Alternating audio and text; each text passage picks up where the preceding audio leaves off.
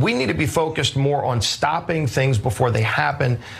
This isn't something that we're having a conversation about right now, and it should be. It immediately becomes about Democrats wanting to take away guns. Go look at the hearing that they had last week in Congress. I mean, you had members, Democrats, cursing out the Second Amendment. The Second Amendment is not some guideline. It's part of the United States Constitution and the Bill of Rights, and it's there for a reason, by the way. Every day in America.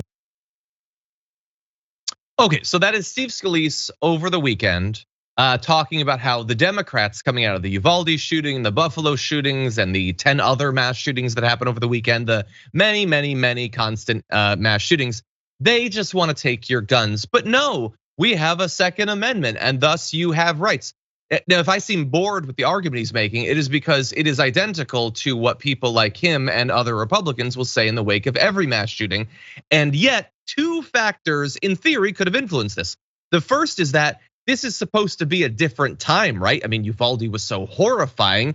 Obviously, the right has to change. And Steve Scalise was himself shot in a mass shooting. Neither of those things produced any difference. That could have been a video of him responding to any of the hundreds of mass shootings of the past 2 years, and there would be no difference whatsoever. The fact that he himself was a victim of a mass shooting and how horrifying these recent ones have been produced no change whatsoever, Francesca. No, I mean, it reminds you of Herman Cain, right?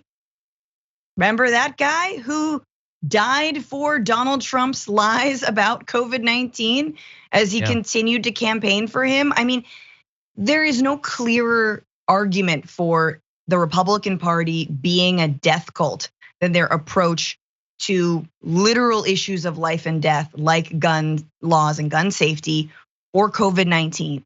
They don't care. They are sacrificial lambs to their ideological line. So it's so funny when you're like, you call Democrats partisan hacks. Like, Republicans are they have every partisan hack beat because they will throw their wives, children, and themselves under the bus in order to stick with that line, which is that somehow red flagging someone who is a domestic abuser or who, whatever, I don't know, did something awful to somebody, that we should prevent that person from getting guns. I mean, it's crazy. And you're like, you realize this would apply to all people. It's not just domestic violence. Let's say you don't care about women. Okay, that's fine. No, tight. I agree. Most Republicans probably don't necessarily, especially politicians. What about someone who like shoplifts, right? What about a crime that feels more like it's targeting the poor? What if we add that to it? You know what I'm saying? Which I'm fine with. Let's add a bunch of like, sort of suspect behavior to a no buy gun list, right?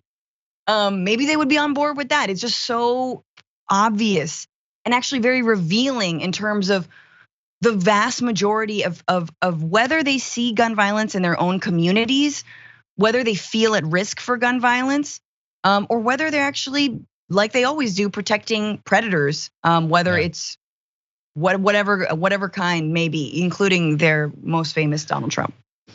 Yeah, well, look, you pointed out, that in theory, we could have laws that are sort of looking into people's behavior and affecting, but he's not even in support of that, Steve Scalise. We're not just talking about him opposing like an assault rifles ban.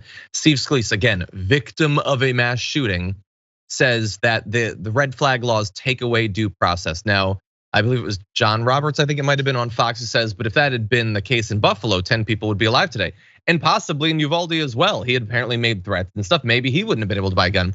And Scalise, again, victim of a mass shooting, says, well, again, due process is a constitutional right. Okay, the red flag law doesn't execute you, like you still have due process. It only becomes a process with the red flag law. Otherwise, the process is just that they buy the gun and they go on the massacre.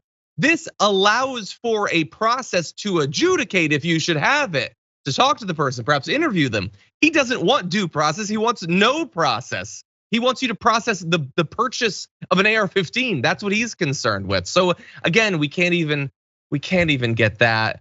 And I know, like, he's obviously on the wrong side. You have politicians who are theoretically on the right side. Chris Murphy, who says a lot of good things about guns. He says, I've never been part of negotiations as serious as these. There are more Republicans at the table than at any time since Sandy Hook. Oh, good. He immediately goes on to say, we're not going to do everything I want. We're not going to put a piece of legislation on the table that will ban assault weapons or pass comprehensive background checks. The list of like, hey, everybody, it can't be pie in the sky like an assault weapons ban and literally just background checks. That's considered radical now at this point. Yeah. 81% in the most recent CBS News poll support the background check. 72% support federal red flag laws. 62% support a nationwide ban on the AR-15. These are not radical positions. Being opposed to all of these reforms in the wake of so much constant bloodshed, that is the radical position. We can't let them even believe that they're winning the rhetorical battle here, because that is not where the American people actually are.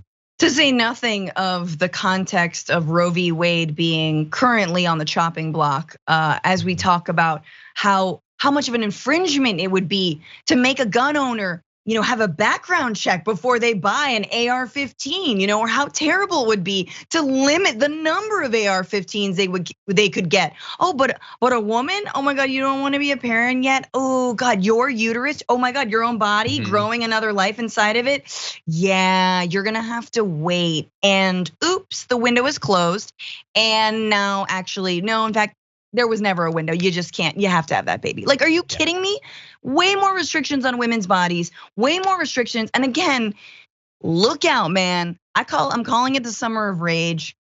Women, people with uteruses are not gonna take this anymore.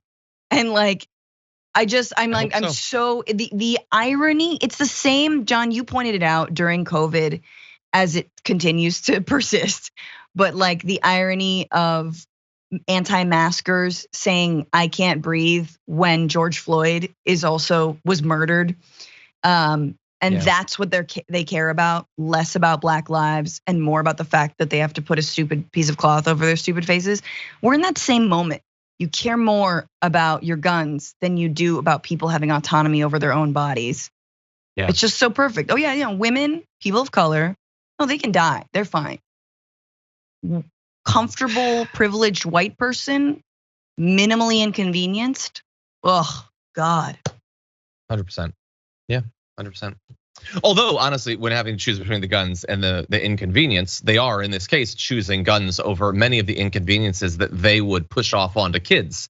The only having one door or whatever, no windows that open, having to use ballistic blankets and the constant training and all of that stuff that they would put onto kids, that is acceptable because that in their mind allows them to keep having their guns. The masks, that was too much government. Only having one door and having, I don't know, taser drones or whatever, that's acceptable.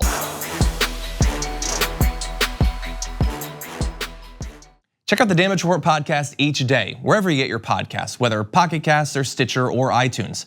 You can join me as I give you the news and stories you want, with a range of co-hosts and interview guests jumping in on the fun each day. Again, that's the Damage Report, wherever you get your podcasts. And if you get them at iTunes, don't forget to rate and review. Sometimes I'll read them live on the show.